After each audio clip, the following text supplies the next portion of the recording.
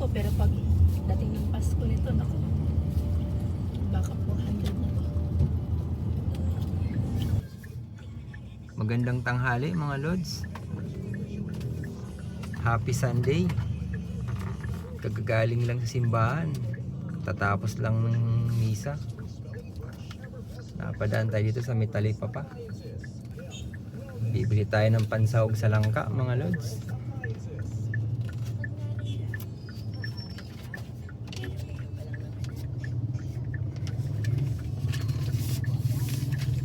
Missing base and driver natin mga lods.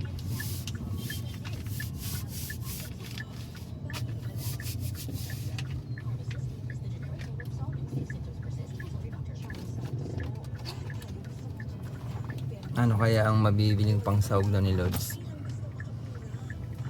Ipon o alimasag?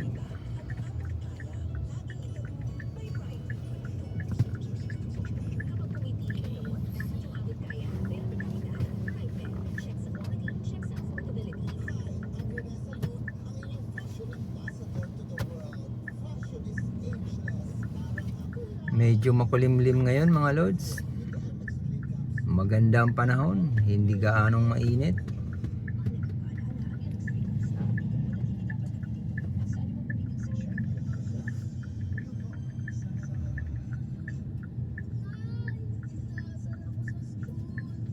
"12:30 na mga lods. Hindi pa kami nanananghalian.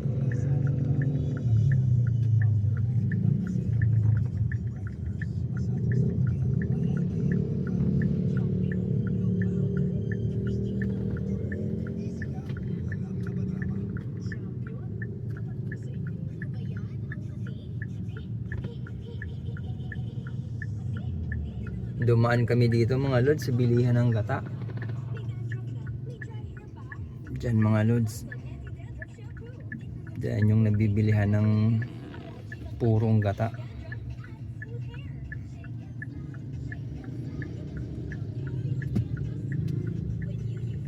Naantay pa namin si Lods.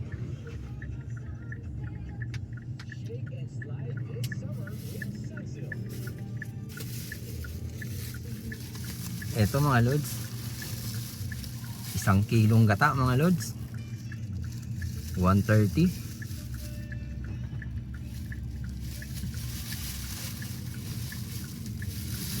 Ang dami mga lods. Sinamahan natin ang sibuyas.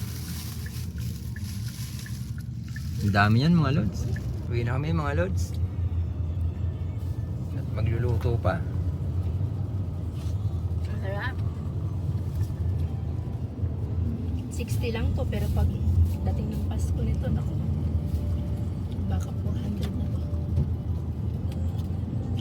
Ano ba yan? Kiat-kiat.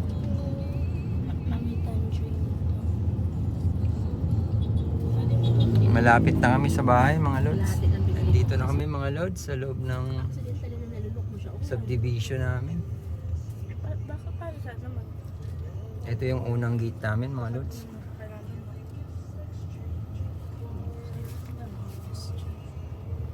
Kasi pwede naman pala yun. Hindi lang yung kinuha. Kasi tubuin sa siya. Malawak dito sa loob namin. 4 lanes to mga lods. Para kang nasa highway nito. Ayan ang approaching sa loob namin mga lods. Carros Gate.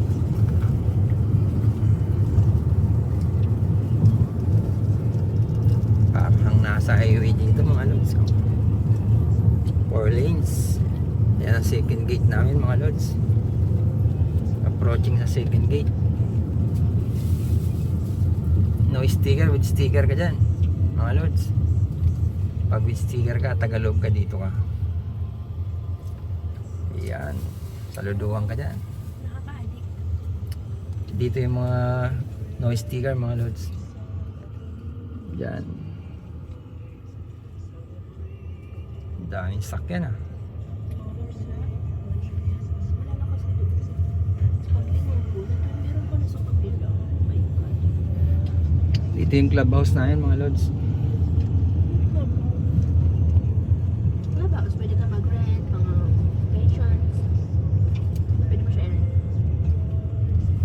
mga roving na guard dyan, mga lods. Ayan. Maraming bantay ito.